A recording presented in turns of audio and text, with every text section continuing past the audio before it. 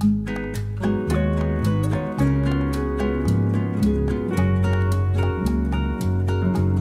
let's see today's really easy egg biryani. It gets ready also very quickly. So here I'm just going to boil 5 eggs in 4 cups of water for 10 minutes on a medium flame. Once the eggs are nice and boiled, I'm going to peel them, add some salt to taste, some red chili powder and haldi powder, and mix all of this really well and set it aside for 5 minutes. Now all the ingredients with their measurements and the method of preparing the biryani will all be given in the description box below. Now here I've cooked 1 cup of basmati rice in 3 cups of water till it's just about cooked. Not completely cooked, but just, a little bit underdone. So it should look like this. And once that is done, we're just going to drain it over a colander or a sieve and set it aside to cool. And you can see this way the grains of rice are nice and separated.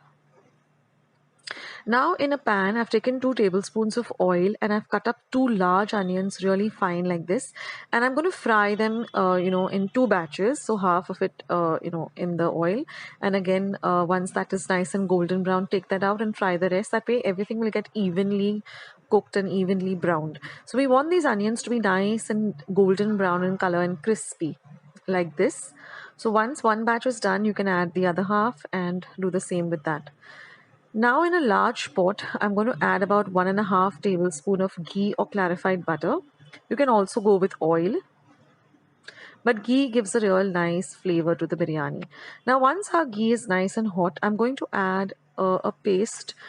I'm going to add the eggs that we have marinated in the chili powder and the haldi, and I'm just going to fry them, but cover them because they do tend to splutter. The masalas do tend to splutter.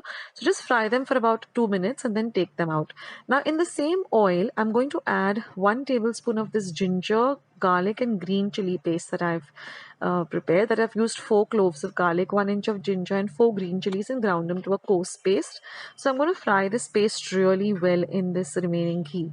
Now I'm going to add 1 medium-sized onion that I've chopped fine. So this is like a 1-pot biryani and it's really easy. So I'm going to add 1 medium-sized tomato and we have chopped fine and even cook that really well. So mix everything really well together. Let it get fried nicely. Now we're going to cover this and cook it for about 2 to 3 minutes till the tomatoes are nice and soft. Next I'm going to add 1/4 cup of pudina. So I have half a cup of pudina, half a cup of finely chopped coriander. So I'm going to use half of that in the bagar and the remaining half for the garnish. So I've added 1/4 cup of pudina or mint leaves and 1/4 cup of coriander. Now I'm going to add half of the fried onions as well. Next I'm going to add 2 teaspoons of coriander powder or dhania powder, 1 teaspoon of cumin powder or jeera powder. Mix all of this really well together.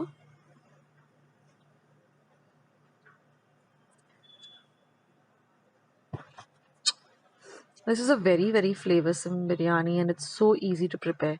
Next I'm going to add 1 teaspoon of Kashmiri red chili powder and half a teaspoon of turmeric or haldi powder. This will give the biryani a lovely color as well. So we're going to mix all of this really well together. Now try and mash up the tomatoes. They are soft, so they get mashed up really easily. Now I'm going to add 2 teaspoons of biryani masala. You can use any kind of biryani masala, any brand. And just about 1/4 teaspoon of garam masala. Now I have a recipe for homemade garam masala. I'll leave a link below. So mix all of this really well together. Cover and cook for about 2 to 3 minutes. Now I'm just going to add some salt to taste. Again, mix everything really well. And now I'm going to add 1 tablespoon of thick dahi or curd or yogurt. I'll leave my recipe of how I prepare curd or yogurt at home. And mix all of this well. The dahi just helps everything to get, a little bit moist and get everything really well together. And now I'm just going to add this rice that we had cooked. Try to use basmati rice. It looks nice also and it really gives that it really elevates the taste of the biryani. Now mix everything really well together. Now I'm going to add the remaining chopped mint leaves or pudina as well as the coriander leaves that we had chopped up for the garnish. Mix all of that really, really well together. This pudina also adds a lovely flavor to the biryani. Now we're going to add all the remaining fried onions. Mix everything together. And now you can add the boiled eggs either whole, but I like to chop them up into half or cut them up into half. And that way the biryani also looks nice and pretty. And plus the egg also gets really coated well with the rice and the masalas. And then very gently, mix everything really well together. Do try out this recipe, guys. You'll love it. And I love to combine this with some raita. So what I do is I just take some curd and beat it up and add a little bit of salt and some grated cucumber, a little bit of chopped onions, a little bit of garam masala, and it is a real great accompaniment to this biryani. So I hope you like today's recipe. Do give it a try and let me know your comments in the comment section below. Thank you so much for watching. Also, do visit my blog. I'll leave a link below of my blog on Blogger, as well as check out my Amazon storefront. This is basically all the stuff that I do buy on Amazon.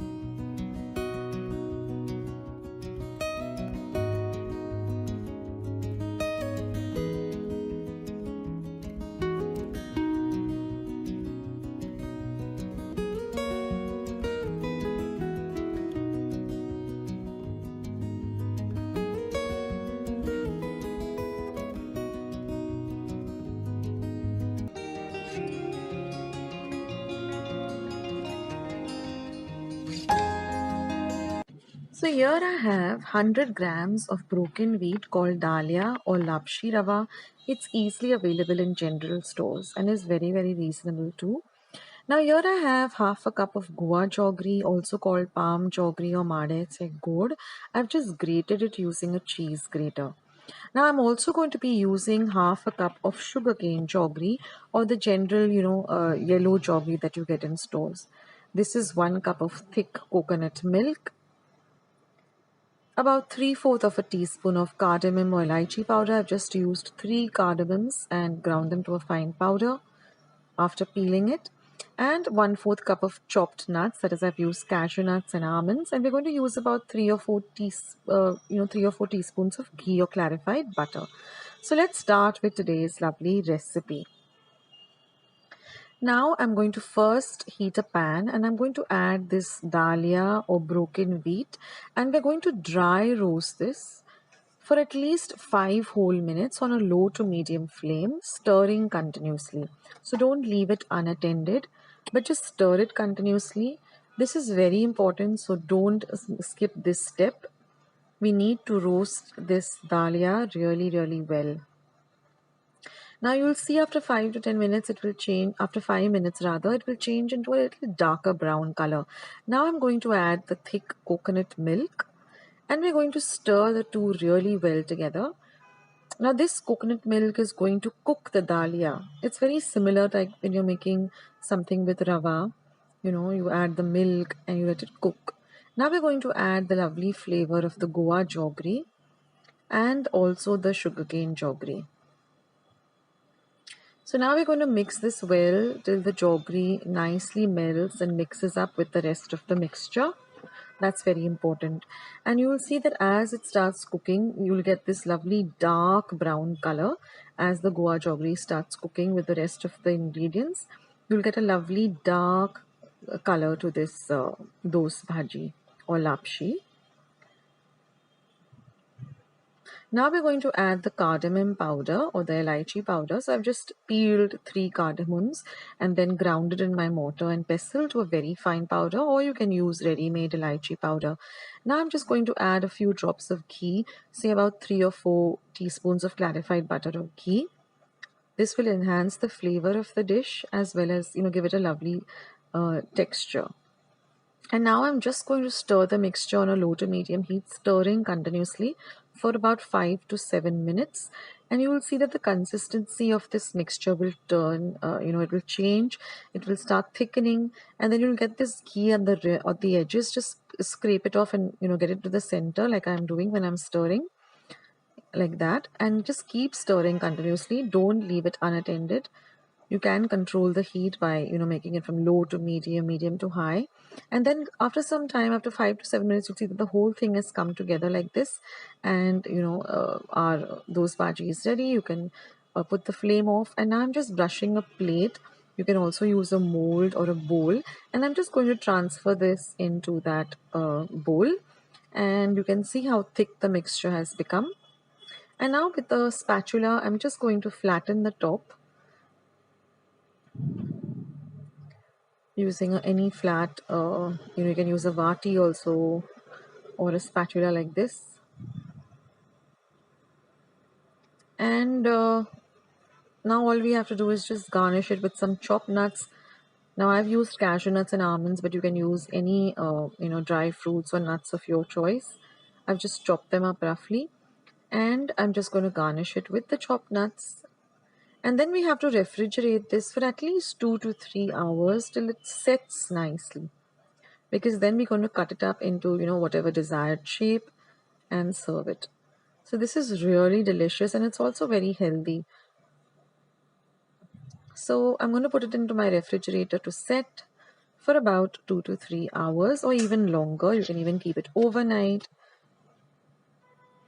and you will see after 2 to 3 hours it nicely thickens and sets really well. And now we're just going to cut it up. So I'm cutting it up just into 4s. You can even cut it up into squares if you're putting it into a square mold. The choice is yours. And you can see that it's nice and all ready to eat. So give this recipe a try, guys.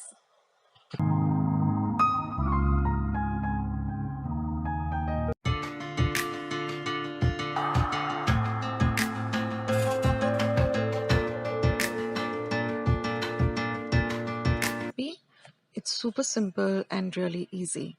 So first I'm going to show you how I make my paneer. So here I have about 1 liter of milk. Now you can add vinegar, but I've added about 2 tablespoons of lime juice. Otherwise you can add 2 tablespoons of white vinegar and just keep stirring this on a low to medium heat. First you need to bring your milk to a boil and then add the vinegar or the lime juice, and then you will see that it breaks like this. So now you can put off the gas and just stir it for a while. Then just put a muslin cloth like this or a large gent's kerchief onto a colander which has a vessel below it. And we are just going to pour this into the muslin cloth. And then just dab it down like this. And put a heavy weight, tie it up and put a heavy weight, and we're going to set this aside for at least 2 to 3 hours and then even refrigerate it. Now don't throw away the liquid, that is whey, and you can use it for making your chapatis, puris, etc.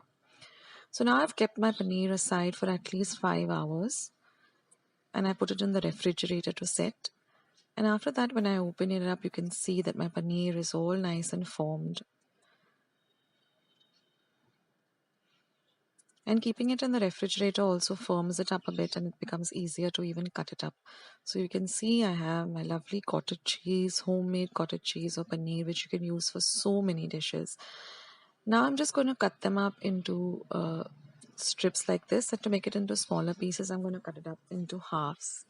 Now I have a lot of paneer dishes on my channel, so just go to my channel's main page and then go to playlist and then go to paneer recipes, and you'll find many recipes which you can make. So in this way our paneer is ready. Isn't it super simple, guys? So now I'm going to prepare the batter. So I've taken a large mixing bowl to which I've added about 2 tablespoons of besan or chickpea flour. I'm going to add a pinch of salt, and I'm going to also add about a teaspoon of baking soda. Now this makes the batter very nice and fluffy and crispy, and so your paneer pakoras also become nice and crispy. Now mix everything together, add a little bit of water, and we want a thick batter. It should not be runny, it should not be too thick, but just the right consistency, and whisk it so that you don't have any lumps. Now I've kept my oil for heating, so I'm just going to add about 2 tablespoons of that hot oil. That's called mohan, and that makes the paneer pakoras even more crispy. Now I'm just going to put the paneer into this and coat it well.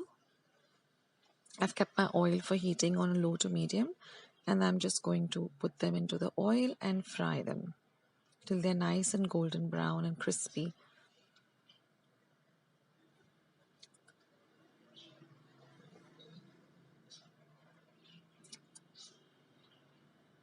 So I've got many dishes of paneer, like palak paneer, there's palak paneer paratha recipe, there's a recipe for paneer chili fry, Manchurian paneer, paneer tikka masala. So there is a big range of paneer dishes. I will leave a link to the playlist of my paneer dishes in the description box below. So just click it and it will take you to all my paneer dishes. So that's it, friends, and all I've done is drained it on some kitchen napkins to drain off the excess oil, and then when serving I've just sprinkled a little bit of chili powder and chaat masala and served it with some ketchup. So bake this and enjoy it.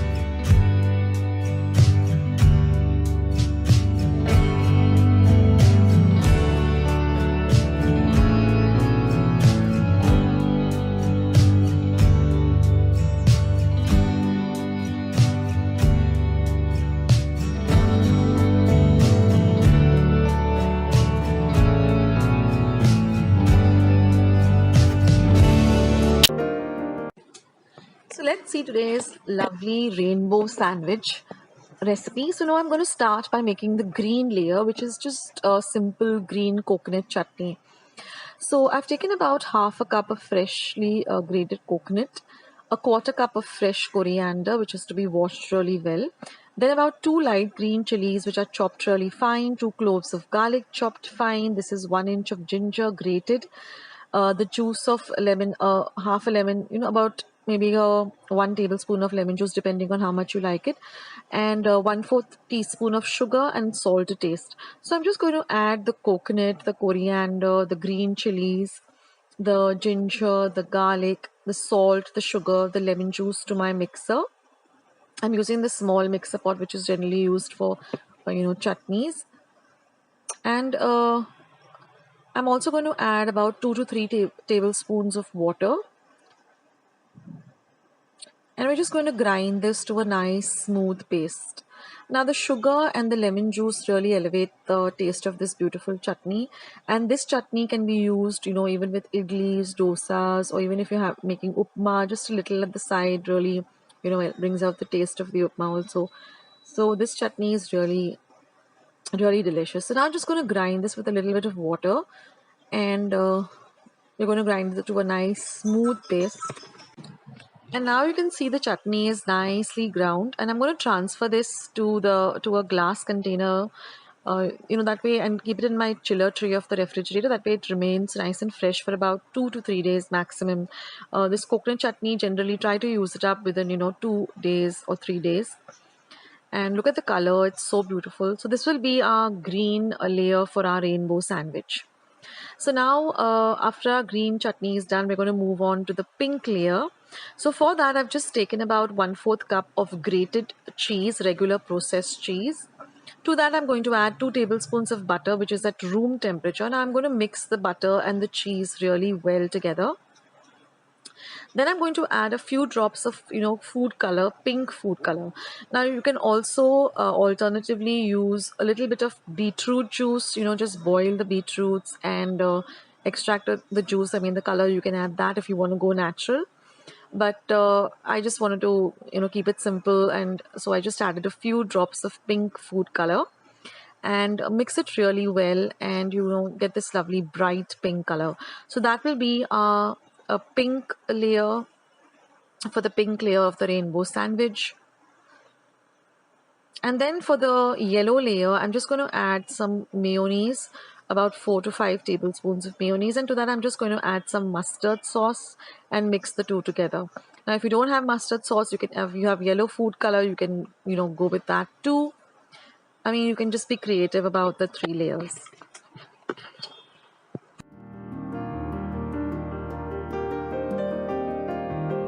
I just thought I'd pop in and let you know about my Amazon storefront. Go and check it out. The link is down in the description box below. It's products that I generally buy on Amazon or I would recommend with regard to best prices and good quality. So go and check out the link.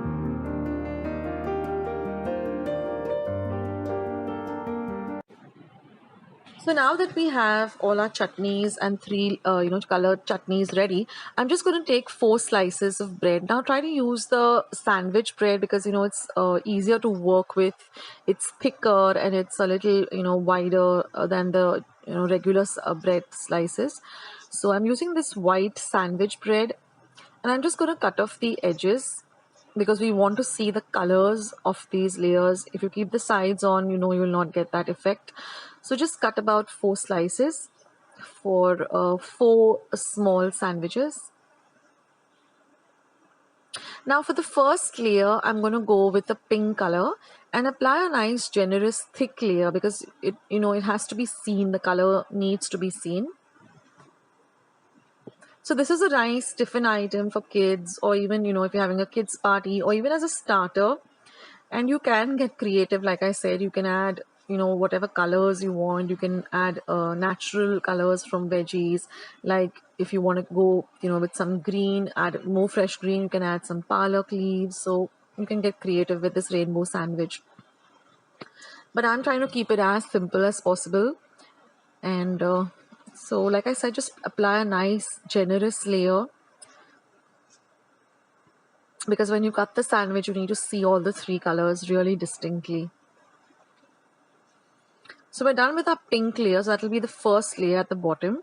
Then we're going to add the green chutney. So one tip I'd like to give you here is try to keep the green chutney as fresh as possible. So make it, the day you're going to make these rainbow sandwiches, because this green chutney does tend to stiffen up a bit, and it, the taste changes a little, because after all it's coconut, and coconut has a very, short shelf life. So whenever you're making this sandwich, try to make the three layers, on the same day that you're making the sandwiches. That way it's easier to spread the chutney, and the freshness of the chutney also makes a lot of difference. So now I'm just going to place the green layer on top of the pink layer, and then I just put the yellow layer on top, and last I'm going to put this plain slice of bread on the top. And this is how it's going to look. So you can distinctly see the three layers, and then when I cut it up like this, you're going to see distinctly the pink layer, the green layer, and the yellow layer. And then I'm going to cut it again into small pieces like this. So you have, like, out of 4 slices, you get these 4 mini rainbow sandwiches. They look delicious, and friends, believe me, they taste even more delicious. So do give this a try, and let me know in the comment section how you like these rainbow sandwiches. Also, friends, do go and check out my blog. I will leave a link to that, as well as the Amazon store also. So thank you for watching, guys. Friends, I hope you liked today's recipe as well as today's video, and if you would like to see more videos like this, then don't forget to leave this video a big thumbs up. Also, by clicking the thumbs up icon. Also, don't forget to subscribe to my channel and become a part of Akshata's Recipes. Once you have subscribed, there is a small little bell icon that will pop up, so just click on that. That way, whenever I put up a new recipe or a new video, you get a message for the same. So on that note, I'll say bye, and I'll catch you in my next video sooner than you think. This is Akshata saying bye. Take care, stay healthy, stay fit, be kind and loving to one another. So till we meet again, bye.